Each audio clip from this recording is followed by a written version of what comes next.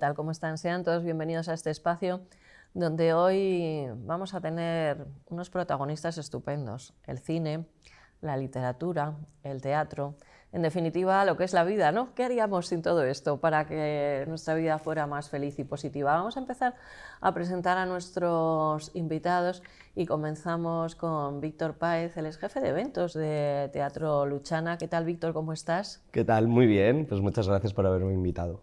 La verdad que eres un todoterreno, luego repasaremos un poco tu historia, pero desde muy pequeñito eres maño, pero ¿tienes Sí. algo de sangre maña o como has vivido por tantos sitios y te has movido tanto? Pues difícil, ¿eh? Llevo sin vivir en Zaragoza desde que tengo 17 años, pero bueno, sí, soy cabezón como todo aragonés y ahí he conseguido todo lo que he hecho a lo largo de mi trayectoria, porque al final dejándote la piel es como puedes llegar a ello. ¿Verdad? Es una ciudad que quiero especialmente, la ¿Sí? verdad. Y bueno, pues desconocía, o sea, sabía cosas de tu trayectoria, pero cuando he visto que habías nacido en Zaragoza, digo, mira, tenemos aquí el mañico.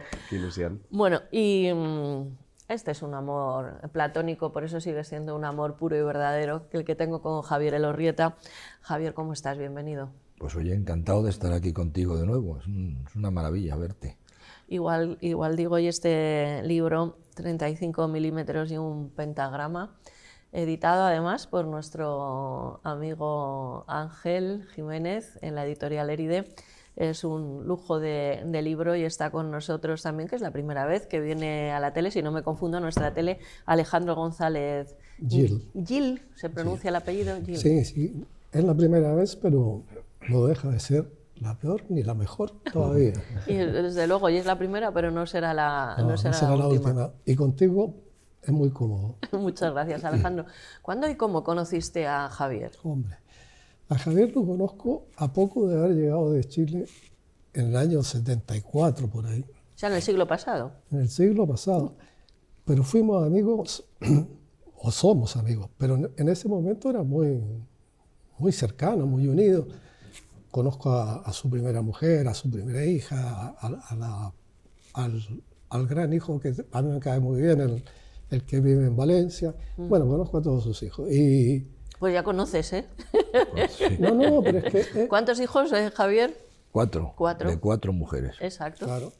Es que hemos convivido mucho en esa época, mucho, mucho. Y después, lógicamente, crecemos, nos hacemos más adultos y a veces no nos vemos tan a menudo, pero la amistad está ahí. Pero tengo que decir yo una cosa, que Alejandro González, aparte de un gran amigo, es el productor de mi primera película, La larga noche de los bastones blancos. O sea que es una persona, éramos jóvenes y él produjo esa película que fue un bombazo. Sí, es verdad. A mí me gustaría que te refirieras un poquillo más a nuestra primera película.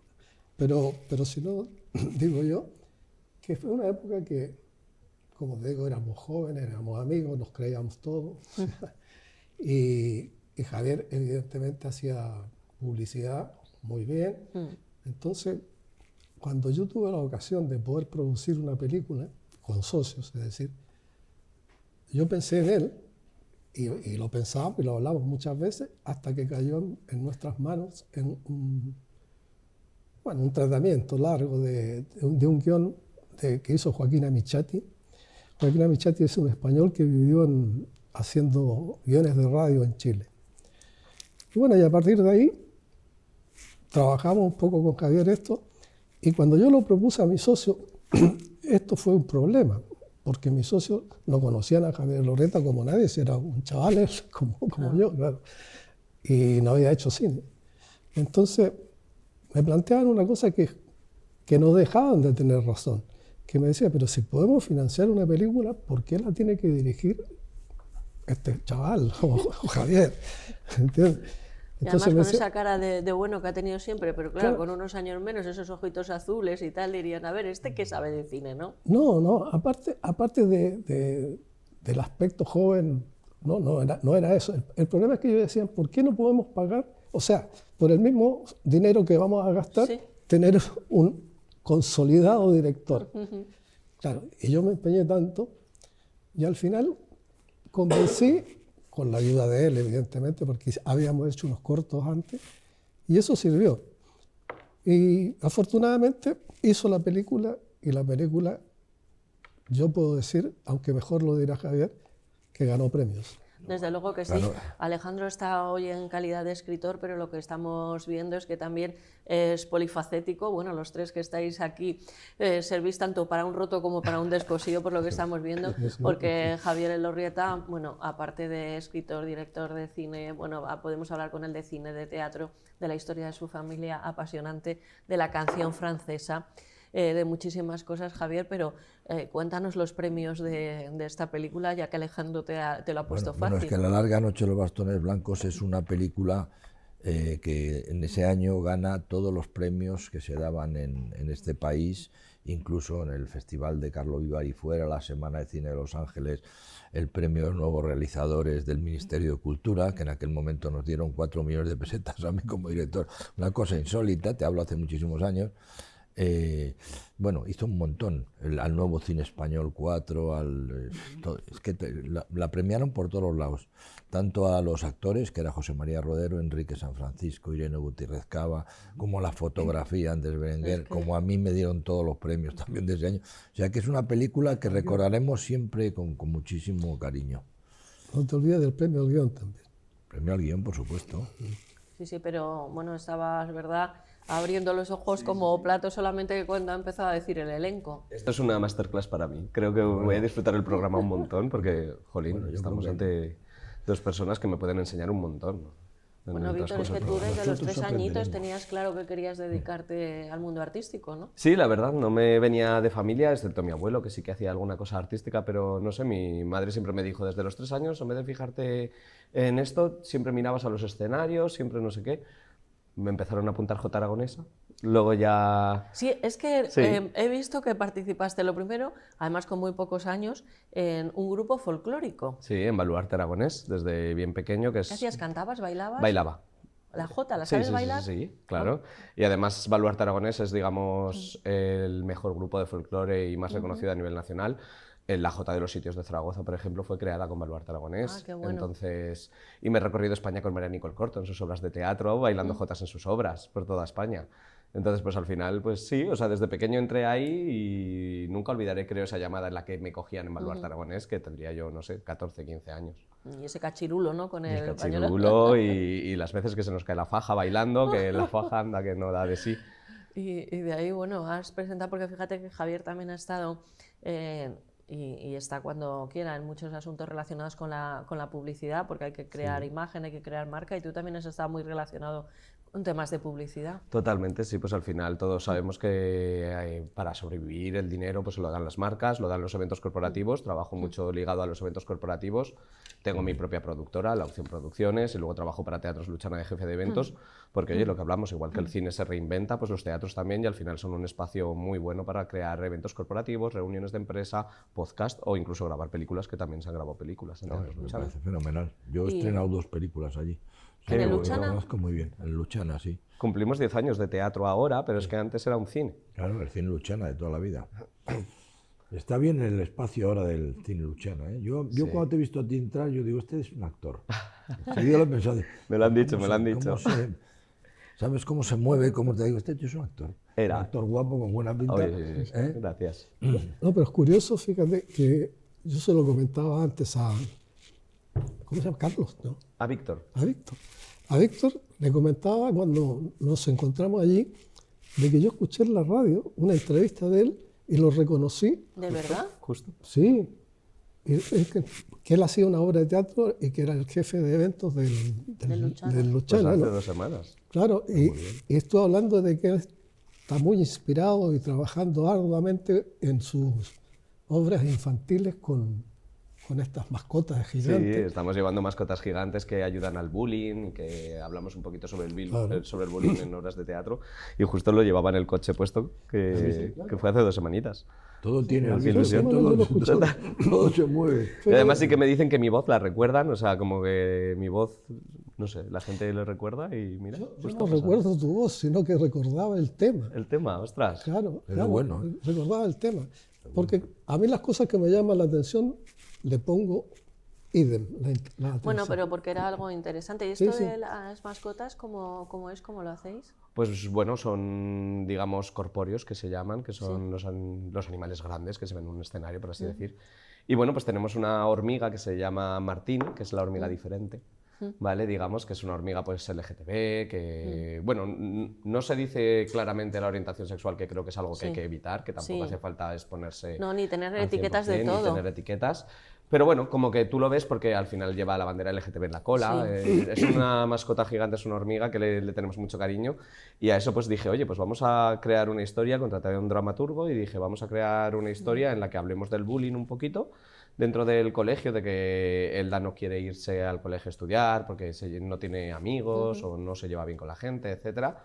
Y añadimos un unicornio, que a los niños les encanta. Sí, está súper de moda. Y bueno, pues imagínate un unicornio gigante en un escenario junto a una hormiga y la protagonista, y al final los niños salen aprendiendo una lección de vida muy chula.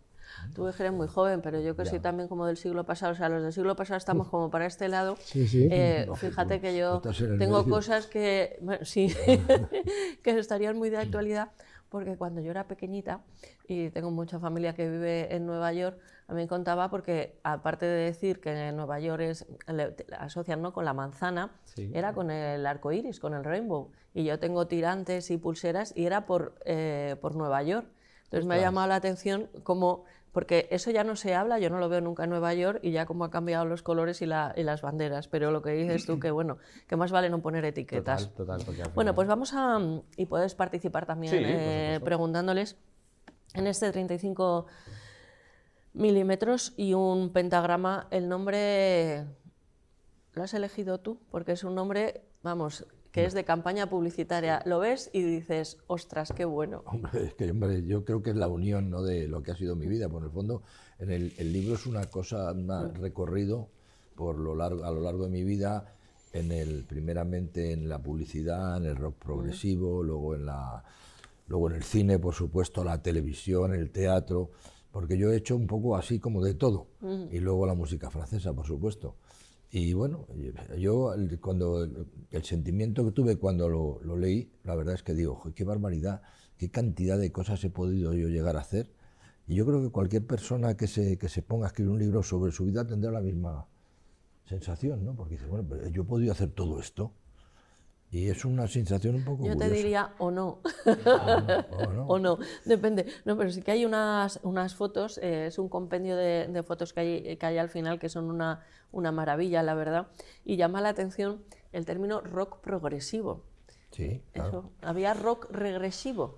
No, es que se llamó así. El rock progresivo era ese rock que rompía con toda la música muy buena, pero que se había quedado un poquito en cuanto a letras, en cuanto a fuerza musical.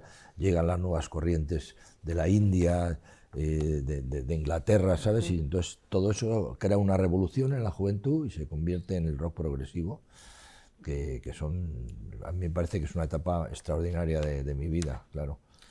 El libro tiene unas dedicatorias. Sí. Que yo quiero que nos explique Alejandro, ¿no? Porque dice a Pilar, me parece, ¿no? A José María y Pilar. No, son mis padres. Qué suerte tener buenos padres, ¿no? Hombre, mi padre hizo 68 películas de largometraje y se murió jovencito. Imagínate lo que hubiera sido, creo que es de los más prolíficos directores y productores de este país. Y mi madre a su script, porque abandonó la carrera para irse al cine también. Y bueno, pues yo creo que esta obra merecía una dedicación de su hijo, ¿no? Que en el fondo soy el único hijo que se ha dedicado al cine, o sea que... Es verdad. Alejandro, son muchas horas de conversaciones con Javier, aparte del conocimiento para este libro, que es un lujo. Das también las gracias a Ángel Jiménez, y no me extraña porque está perfectamente editado, y la recopilación, insisto una vez más, de las fotografías son muy ilustrativas de una época y de tu carrera. Pero ¿has descubierto un nuevo Javier en estas conversaciones? Mira, no tanto que descubriera algo nuevo en Javier, pero sí reforcé la opinión que yo tengo de Javier. Yo, cuando esta idea que nace, no nace de mí, nace de Ángel y de Javier. Y cuando me piden, bueno, yo siempre repito que es una presunción que me pidieran, no.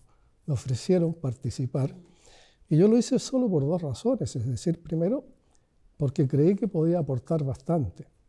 Y segundo, porque la lealtad en la amistad para mí es importante. Y algo que me sugiere un amigo, yo nunca podría defraudar o decir que no, salvo que fuera contra mis principios. Bueno, pero no fue el caso. En todo caso, la trayectoria misma de Javier, yo sabía que merecía tener un libro. Por lo menos tener una constancia.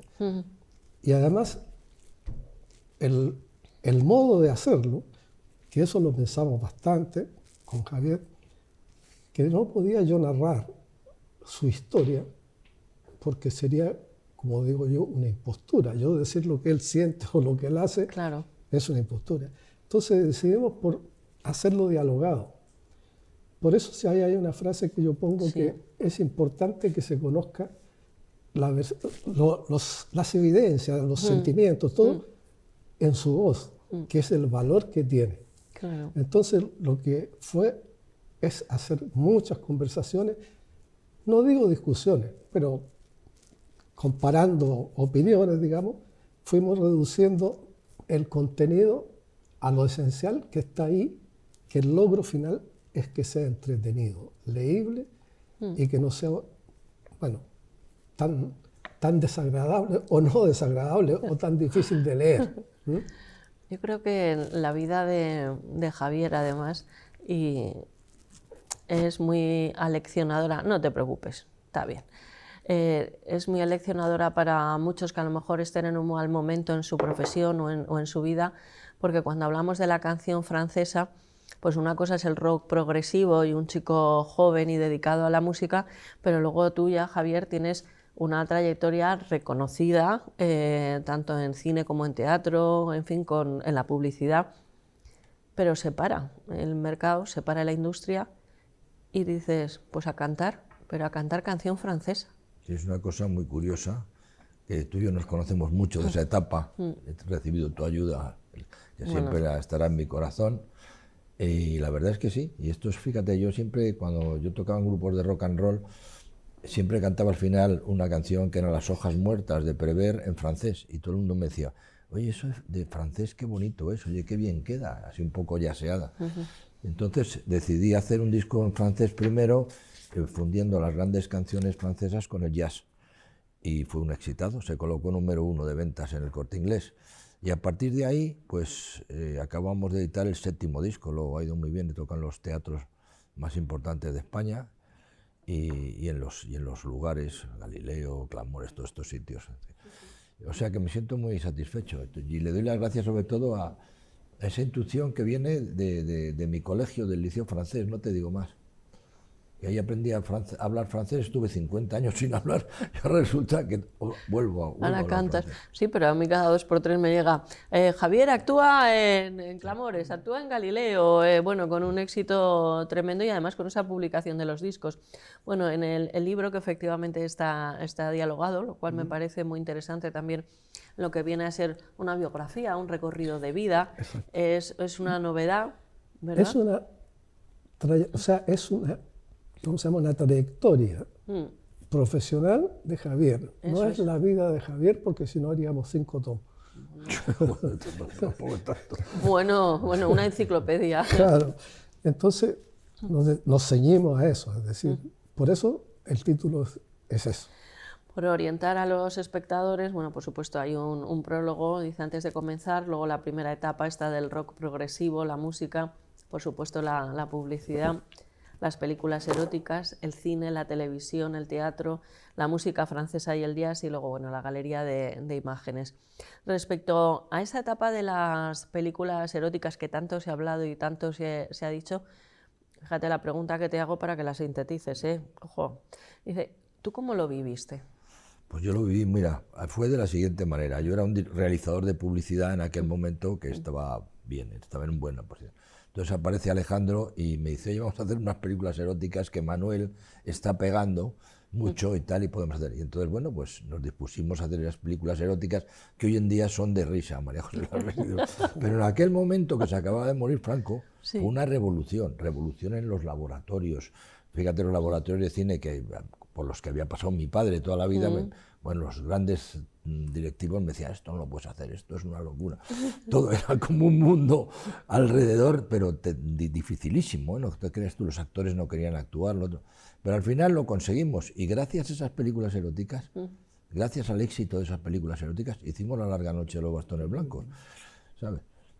Mira, esas películas eróticas, yo tenía la ventaja de venir de Chile, donde estas cosas eran no tan prohibidas, digamos, ¿no? Entonces, cuando yo vi que Manuel tenía un éxito, la gente se iba para todos lados, se lo propuse a Javier y escribí una que además duraban 10 minutos, o sea que no eran nada. 10 minutos. Claro, eran pequeñísimas En los cortos, y se exhibían en Super 8 y había que comprarlas en las tiendas de fotografía, semiclandestinas, te digo. Y teníamos que pasar la censura, o sea, para que aprobaran la venta, qué sé yo, en el coso. Bueno, entonces hacíamos unos guiones que yo escribía como ser, ni siquiera guiones, sino que eran 4 líneas. Bueno, esto ya de guiones, cuento la anécdota, además, que ahí nos conocimos Javier y yo en el programa Caliente y Frío, que ya sabes que Álvaro Luis pues es estupendo para unas cosas, pero para otras no. Bueno, y recuerdo también a Isabel Roba, por supuesto, Sí. pero la primera vez que yo tuve un guionista, que fue para una entrega de premios que se hizo en el Carlos III, fue teatro, cine, y hoy es pues un centro de ocio, podríamos decir, y restaurantes. Y me presentan a un señor y le digo, ah, qué bien. Y digo, fíjate, voy a tener un guionista, ¿no? Yo estaba toda feliz. Y le digo, ¿y qué experiencia tienes? Y me dice, películas eróticas. Y digo, pues escribir yo creo que no debe haber escrito mucho, ¿no? O sea que, perdona porque desacredite esos textos, No. pero creo que mucho contenido igual no debía haber, ¿no? No, espérate, es que no eran guiones, sino que eran 4 frases, o sea, 4 Claro. situaciones. Ah, vale, escenas, ¿no? Claro, 4 escenas. Y una escena era, sí, entonces nosotros las disfrazábamos con imaginación. Era que esto Tuvimos sucedía. hasta Jiménez del Oso, ¿te acuerdas? Claro. Escribiendo las cosas. Claro. Y te acuerdas que hacíamos una película, una de esas que era en Oriente, ¿no? Sí. ¿Te acuerdas? Todo falseado. En el restaurante debajo de mi casa, que era chino, pasaban los protagonistas, digamos, porque se veía un letrero medio escrito más o menos en esa. Sí. Pero fíjate el éxito que hicimos, que no te exagero, que nos dio para hacer una película y mucho más. Caray. Para que veas ¿Y lo que es adelantarse. cuántas películas hicisteis de esta? Bueno, cortos en realidad, ¿no? Porque si eran de 10 11. minutos. 11, caray. Yo tengo una pregunta ahí, porque Sí, por favor. ahora en estos años pues estamos en la actualidad, digamos, teniendo mucha sensibilidad, cuidando mucho a los actores en esas escenas más íntimas que tienen en set. Cuando comenzó todo esto y lo que nos estáis contando, ¿cómo era el trato con los actores? Que nada, eran como los ven en las telenovelas, y no es más, no era más. Lo único que podría ser, bueno, era fuerte en esa época, que salían los pechos de alguna mujer, pero no era más. Y los temas también, es decir, que era el novio, la amante, yo qué sé. No, pero el trato, permíteme, el trato a los actores siempre ha sido impecable. Sí. Antes y ahora. Yo, sea, en mi cine, que ha habido bastantes secuencias eróticas, siempre se ha tratado impecablemente. ¿Pero también trabajabas con un equipo reducido o era el mismo equipo Sí, que toda la película? normalmente se salía a las escenas eróticas, se sale el equipo y queda el equipo mínimo. Perfecto. Es como se hace ahora, es como Sí, se ha hecho es igual. siempre, toda Vale. la vida. ¿eh? O sea, yo esto lo recuerdo desde las primeras películas.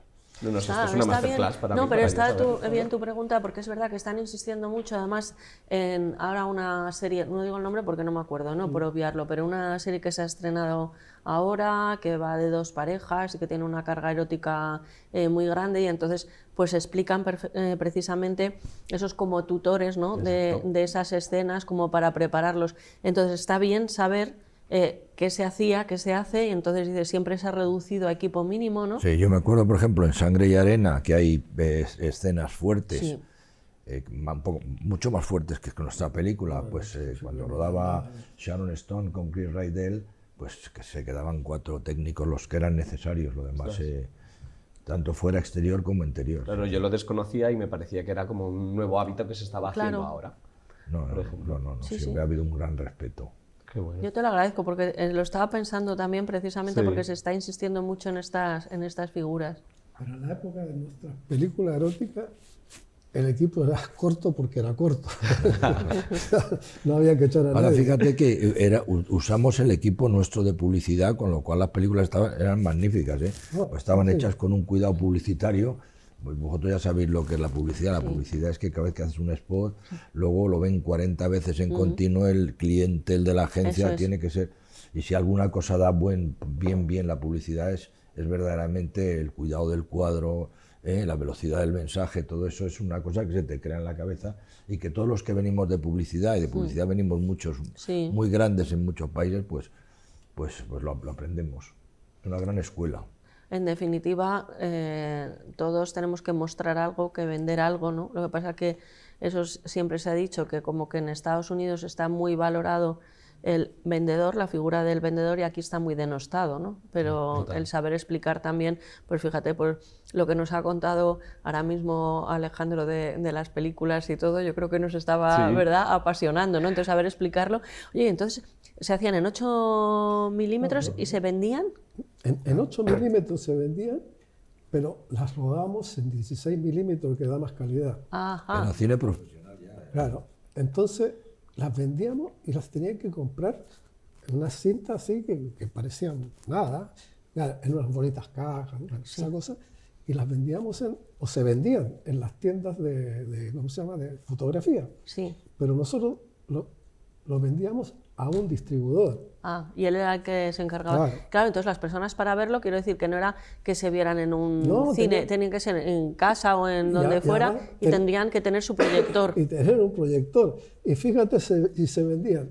Era en la época, por situarte un poco, cuando Marisol salió más o menos de nuevo, claro. Que, En el interview, la portada Claro, famosa de, claro. de Marisol. Y lo nuestro fue un poco, no, sí, fue por ahí. Fue por ahí. Por lo tanto, había una expectativa sobre eso, ¿no? Y yo, si hubiera sido español de nacimiento viviendo aquí, No hubieras hecho. seguramente no se me ocurre. Una locura. Y, y Javier Una se locura. dejó. Claro, no, pero es que Javier éramos amigos y yo hablaba con él, como siempre, hablo con mucha sinceridad y equivocándome o no. Y yo creí que era un buen ejercicio. Es que lo era. Claro. Yo pensé que cada secuencia que yo rodaba ahí era como una secuencia de una película. Yo lo que quería era, en el fondo, era hacer películas. Claro.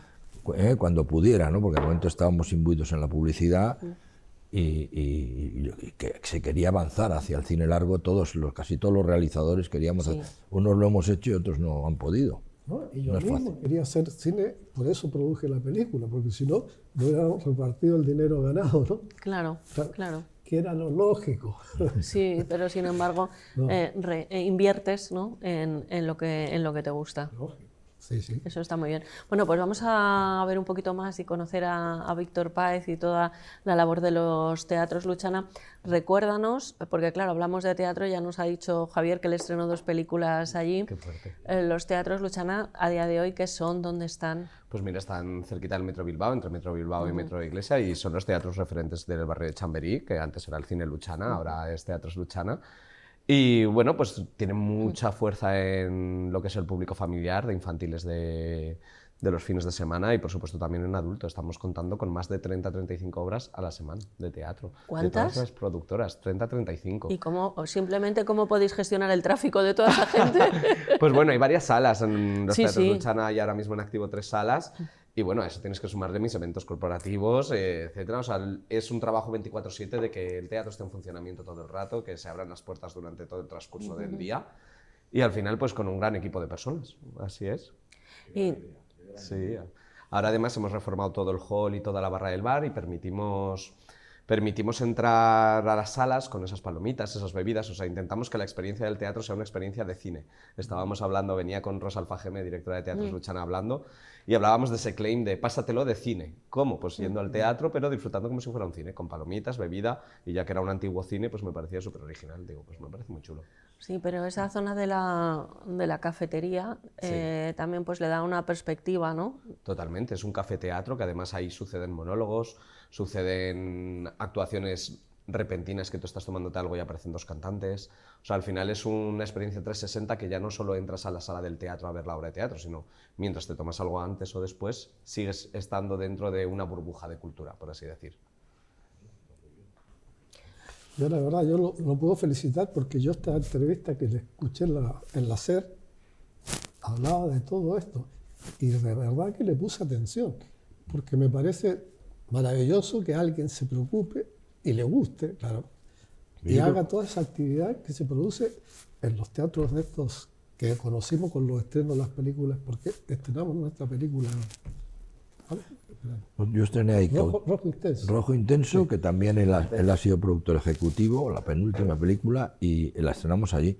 Y Cautivos de la Sombra también. Podéis seguir estrenando, ¿eh? Vienen muchos preestrenos de películas y series como evento corporativo y se sigue usando de cine. ¿La sala grande está como estaba, la sala grande? Uy, pues no la conocí hace 10 años, pero bueno, ahora mismo pues tiene capacidad para 289 personas, pues sí, debe ser. Y además las gradas son retráctiles, lo que permite hacer conciertos, permite hacer un poquito más de experiencia a usuario, porque no todo es sentado, puedes hacerlo también de pie. Bueno, pues entonces, estrenos de cine y de series hacemos un montón, o sea que puede seguir siendo un referente para eso, pero a nivel corporativo, principalmente nuestra labor es el teatro. Claro, yo donde estaba es en las otras que son más pequeñas. En las de arriba. Sí. Y fíjate, ignoraba que se mantenía, o sea, que son 289, es una capacidad estupenda. Sí.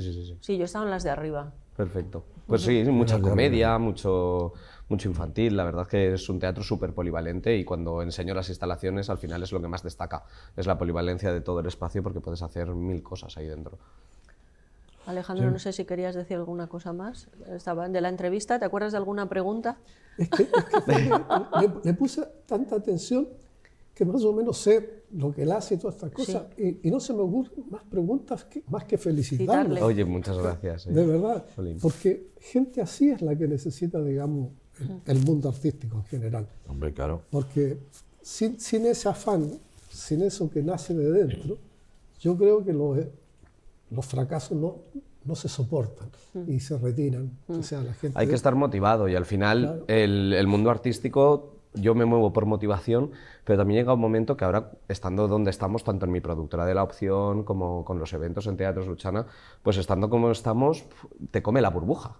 Claro. Y yo ahora tengo que hacer unos cambios estructurales y yo es lo que dije, tengo unos cambios estructurales en mi productora y realmente voy a intentar parar un poco y decir, hasta que no me motive algo, no voy a ello, porque al final te puede. O sea, vosotros como productores lo habréis vivido y el mundo te come. No es nada fácil.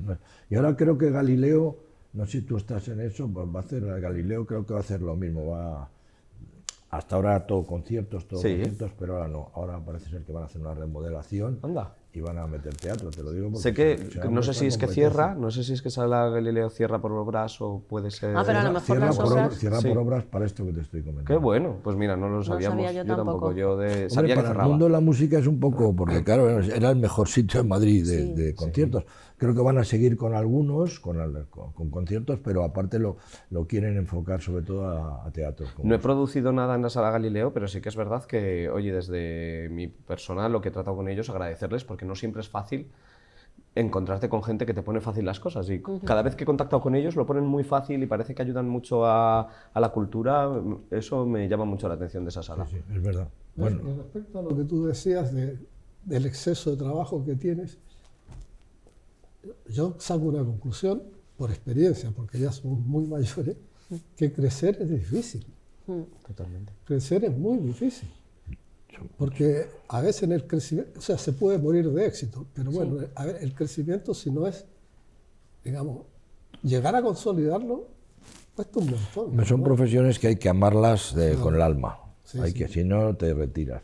Hay que amarlas, pues ya te oigo a ti hablar y me encanta porque te veo lleno de fuerza y de ganas y de entusiasmo, y eso es una cosa que es maravillosa, la verdad. Bueno, antes hablábamos nosotros ahí con Javier de lo que viene la juventud, digamos, cómo pierde el tiempo, entre comillas, ¿no? Con el teléfono o lo que sea, todo se le da fácil, son ignorantes la mayoría en cosas que son relevantes. Digo, no, a lo mejor saben mucho del colegio, de la historia, la matemática, bueno, yo qué sé, pero son ignorantes de lo que vale la vida y en qué consiste vivir.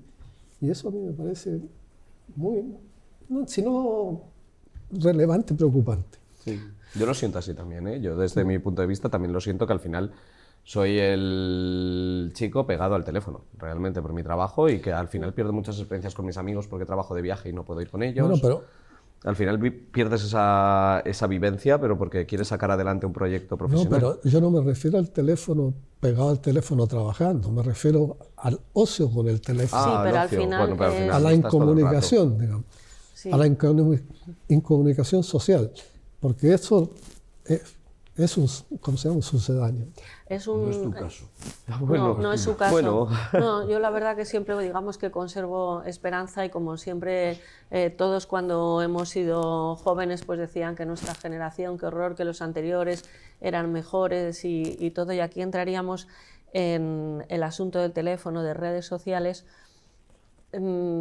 Y no es porque, claro, decir, la sociedad tiene la culpa, es algo muy, muy, muy cómodo, pero yo creo que también pues, es una cierta presión, ¿no?, de superpoderes. Ahora a lo mejor dicen que soy conspiranoica, pero bueno, ahora cambiamos de tema, pero sí que están más interesados en separarnos, que lo hemos visto en la pandemia, en acostumbrarnos que hablar a través de una pantalla es una maravilla, y lo es en referencia, o si lo ponemos comparando, pues fíjate, hablamos del siglo pasado, familia que tengo en Estados Unidos, había que pedir conferencia Sí, para claro, hablar con claro. ellos.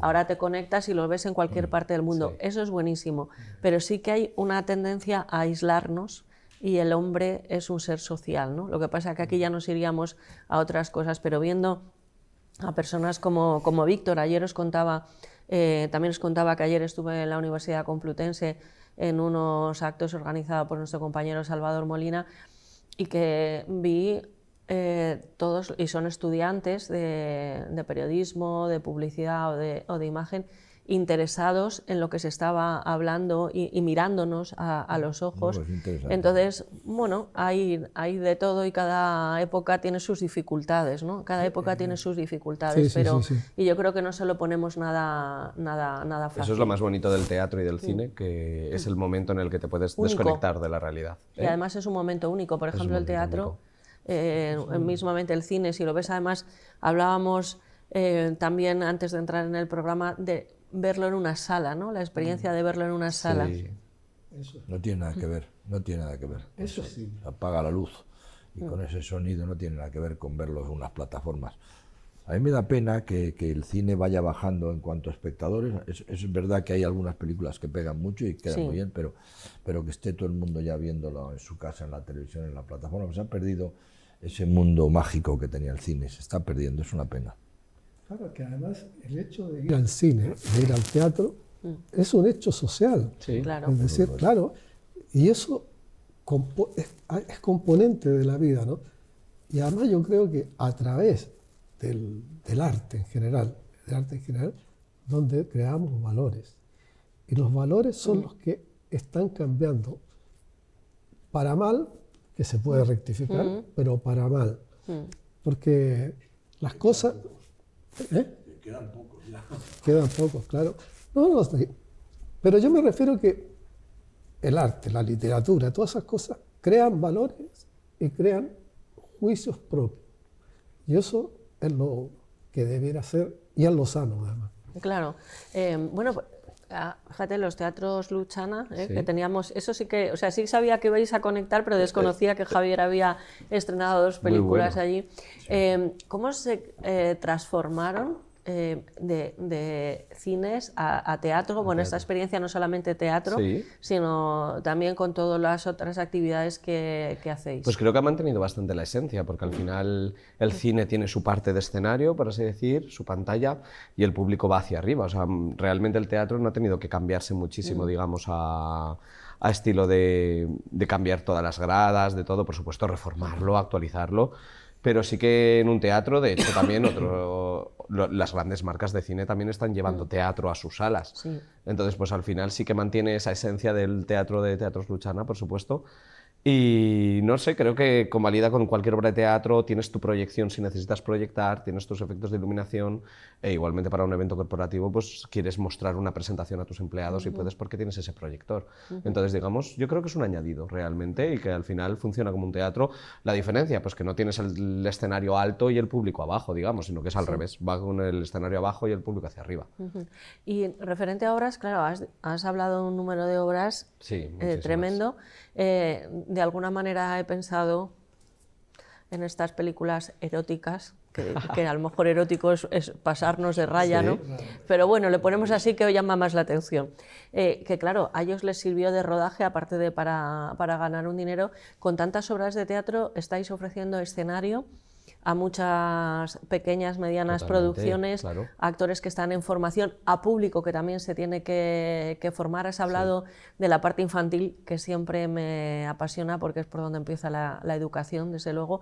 ¿Cómo elegís, cómo seleccionáis las obras? Pues bueno, eso es el equipo de producción de Teatros Luchana y de dirección, los que van eligiendo la programación, pero sí que es verdad que tiene como una línea muy fiel, tiene una línea muy fiel tanto para espectadores como para productoras. A mí me dieron la oportunidad de entrar ahí en pandemia con La Noche del Año, cuando dirigí una obra de teatro que se llamaba La Noche del Año.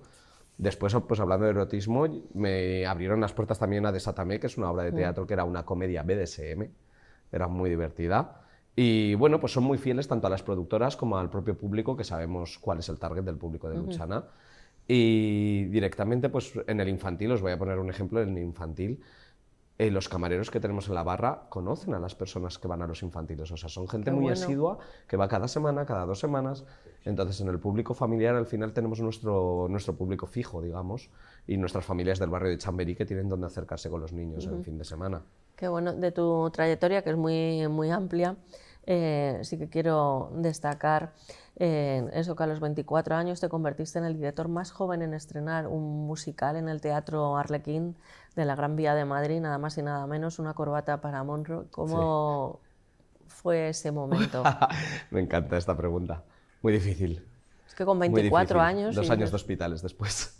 ¿Ah, sí? Sí, muy difícil, muchísima ansiedad, muchísimo estrés. Tuve que parar, o sea, al final se nos fue de las manos el proyecto. O sea, era un musical que digo, venga, vamos a dirigirlo, voy a intentarlo hacer profesional. Me lo habían presentado amateur, digamos, y dije, lo voy a llevar a profesional, voy a coger actores del mundo de los musicales. Se me fue de las manos, se estrenó en la Gran Vía, me hicieron director más joven en estrenar un musical en la Gran Vía, que de momento aún sigue así, espero que se mantenga. Sí, pues será difícil, Pero, uy, muy difícil, psicológicamente muy duro, muy duro, muy duro. Gratificante a nivel profesional, no lo repetiría. O sea, claro, fue duro. Pero bueno, Perdona, me refería a que será difícil que te ganen, porque por menos de 24 años o bajando esa edad es complicado. Bueno, pero nos has dado el titular, o sea, maravilloso, no lo repetiría. Sí, exacto, maravilloso, no lo repetiría, porque al final la salud está en juego. Pero bueno, es nuestro mundo, al final, si no te gusta este riesgo, pues tú dedicas a otra cosa. A mí cuando en eventos me viene alguien y me dice, no, es que yo trabajo en eventos y necesito salir a mi hora, digo, pues estás un poco equivocado. Digo, entonces, al final vives para trabajar, pero trabajas en lo que te hace feliz, digamos, se puede decir un poquito así. Sí, que hay cosas que son muy difíciles de acotar por mucho que quieran. Es verdad. ¿Hay algo maravilloso, como nos ha dado el titular? Es una buena pregunta, ¿eh? ¿Maravilloso que no volverías a hacer? Ay, qué chulo. No, yo la verdad es que estoy muy satisfecho con lo que... A mí el destino me ha llevado por donde ha querido, ¿eh? O sea, yo... la verdad es que sí, he estado empujado por el destino, creo en él. Sí, claro. He hecho películas, me he sentido fenomenal, he podido trabajar toda la vida de lo que más me ha gustado. Por un lado, el cine, pero vamos, el audiovisual, digamos, porque es el cine, la televisión, la publicidad, el teatro, todo eso, y por otro lado he tenido el bálsamo, que ha sido, el cine quizás ha sido mi droga dura, no es la heroína, el cine es algo especial. Pero luego siempre he tenido el bálsamo de la música a mi alrededor, ¿no? Que me ha relajado. Y, oye, aparte de hacer música para cine, música para televisión, es que he hecho de todo. Sí. Aparte de eso, es que sigo tocando y cantando en escenarios con ya unos ciertos años y la verdad es que estoy satisfecho de mi vida profesional. Sí, yo recuerdo hace muchos años, eso no era ni ninguna de las salas que hemos citado, a un garito y me dicen, claro, porque Javier... Bueno, es un tipo divertidísimo, pero tiene ese aspecto de señor serio, tal. Y ya hace muchos años también tenía el mismo, igual, porque es como que está igual. Hablan de un presentador de televisión española, pero aquí el que está igual es Javier, ¿verdad? Tú que le llevas conociendo. Y entonces era un garito, no dice, no, que es que está tocando con su banda, y me le veo ahí, era jazz, yo creo que estaba ahí. Y efectivamente terminaban cantando la canción en francés, ¿no? Pero yo me quedé fascinada, porque digo, pero bueno, ¿y esto de dónde? Una locura. No, pero fíjate, cuando yo conocí a Javier, ya cantaba. Y como tiene un estilo de cantar que es muy propio, yo siempre le decía, que nos fuéramos a Viña del Mar, ¿te acuerdas? Al festival. Al festival. Al festival. Bueno, y en ese tiempo él tenía una canción, ¿cómo se llama? Birds of Darkness. ¿Sí? Y que a mí me gustaba mucho. Bueno, tenía varias, de esas que no ha cantado nunca más, o sea, que son, las cantará en su casa, pero que a mí me encantaban, ¿eh? Y yo le daba, ¿por qué? Pero dediquémonos a esto. Fíjate lo que es la vida, qué vueltas da. Claro. Es verdad. Y fíjate que esa canción de Birds of Darkness está en la película última que hicimos, la que hicimos juntos, la última que hicimos juntos, porque él hizo otra. Sí. Rojo intenso. Rojo intenso, que le hicimos en Chile y acá. Y bueno, una bonita experiencia y usamos la canción esa porque la recordaba. Alejandro, ¿y hay algo maravilloso que no volverías a hacer? Yo, maravilloso. Sí, como ha comentado él. Yo no sé si puedo decir que algo maravilloso dejaría de hacer, porque me sería imposible hacerlo. Está bien la respuesta. Bueno, pues agradeceros a los tres este rato que hemos pasado, la verdad que muy agradable. Espero que también los espectadores esta maravilla que tengo entre mis manos, tener un trocito de la experiencia, ¿no?, de Javier Elorrieta, un hombre incansable. Dice que si, fíjate, que si otros nos ponemos a escribir nuestra biografía, que nos pasaría igual. Es difícil, es difícil. Cada uno tenemos una historia, pero es difícil. Pero es muy bonito. Javier Elorrieta, además el título también, 35 milímetros y un pentagrama. Y Alejandro González, y bueno, descubrir esta historia de amistad, de relación profesional, lo cual es muy complicado, ¿eh? Relación profesional, y de amistad, muchos años, ¿no? de tantos años juntos. 50 y tantos. Fíjate, No lo 50 digas años, ¿no? tan alto que refleja nuestra edad. bueno, empezasteis como él, con 3. Sí, sí. Así que Javier Elorrieta, como siempre, enhorabuena por el trabajo. Muchas gracias. Por ponerte siempre a nuestra disposición. Es muy agradable charlar contigo y estoy deseando zambullirme en el libro, que ahora te pediré que lo dediques, por favor, que me lo dediques. Claro, por supuesto. Y a ti, Víctor, que sé que has participado en programas de teatro aquí en la casa, en otros programas variados y de música que no te había tenido nunca en este espacio, que eres bienvenido. También los Teatros Luchana, para contar todo lo que estáis haciendo, que son esas cosas que necesitamos hoy en día, ¿no?, para nutrir nuestra alma y nuestro corazón. Muchísimas gracias a vosotros, que siempre me tratáis genial aquí en la casa. Y nada, pues nos vamos viendo. Todo que nos veamos en el teatro, nos veamos disfrutando de la cultura y nos veamos por la calle, que al final Viviendo. la calle tiene que estar llena de vida. Eso es, viviendo.